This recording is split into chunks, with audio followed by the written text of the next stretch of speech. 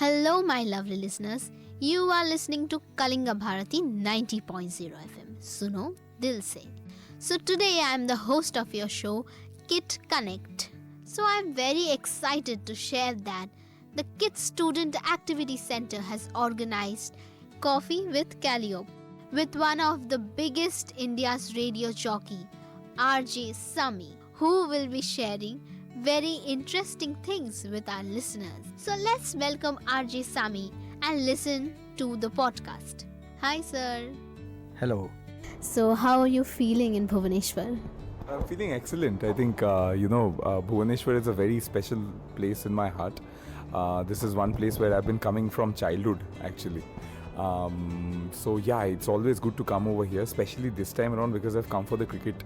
So I feel really good and it's absolutely loving it.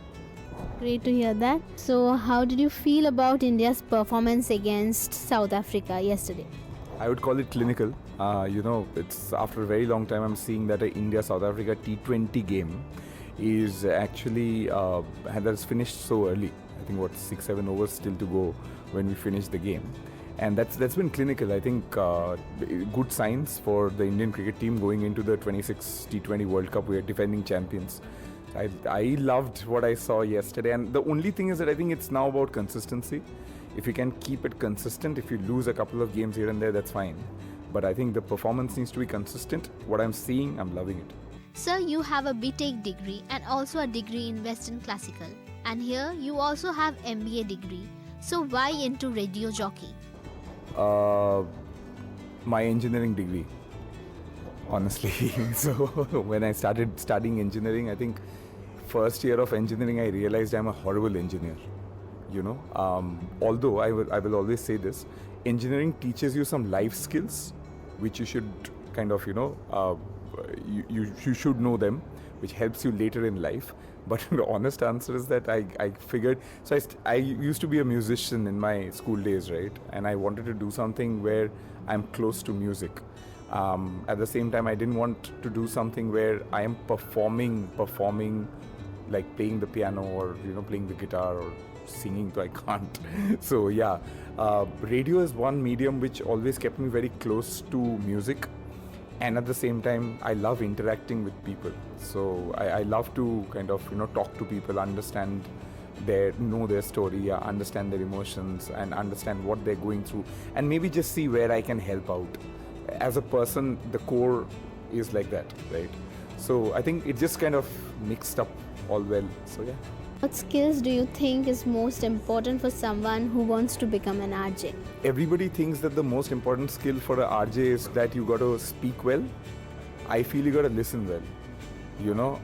If you listen well and you are aware of what is going around, you'll be a very good radio jockey. Remember, radio or any sort of media, it'll have two parts, right? One is the presenter and the other one is the producer. Right? A producer is very, very important because eventually kind of they give you the material that the RJ kind of, delivers in their own style. So having a good voice helps, and keep it simple. If you can really communicate in easy, simple language, I think then you're good. So sir, how do you communicate with the listeners? I think it eventually boils down to how clear your thought process is, right? It's all in the mind first, okay? If you can actually communicate in your mind clearly. So for example, let's say I like your jacket, okay?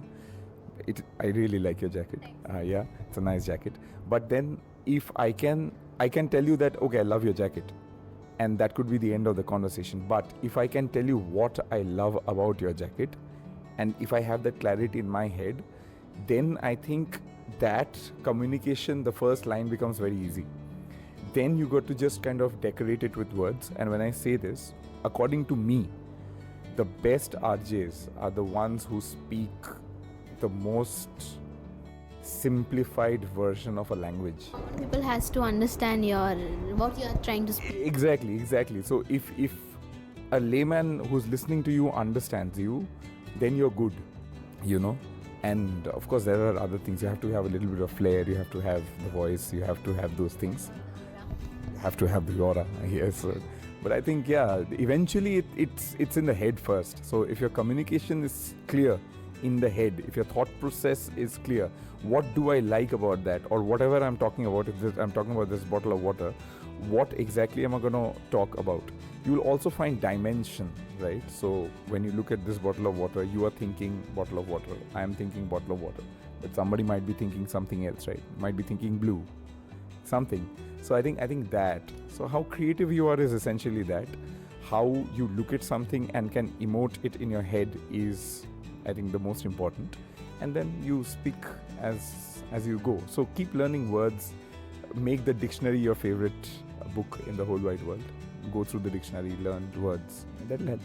So, sir, can you share one memorable or unexpected moment from your live hosting career? God, that's the toughest question. One memorable. So memorable like in a good way or a bad way? It's anything. It's anything. I think the first match that I ever hosted was in 2011. It was a Kolkata Knight Riders game at Eden Gardens. That was my first ever stadium hosting. And that will always be very memorable. Very recently, when India, the Women's World Cup was won by our girls, I was hosting that. So that is. About that experience, can you please share? I was in tears, if I'm being honest with you, because in 2023, November 19th, when India played Australia in the 50-over World Cup finals, I was hosting that in Ahmedabad, and we lost that game. Right, and we had won everything leading up to that. So, and I was very confident that we're going to win today, and I had plans to celebrate, When that didn't happen, that broke my heart, because at the end of the day, I am also a cricket fan.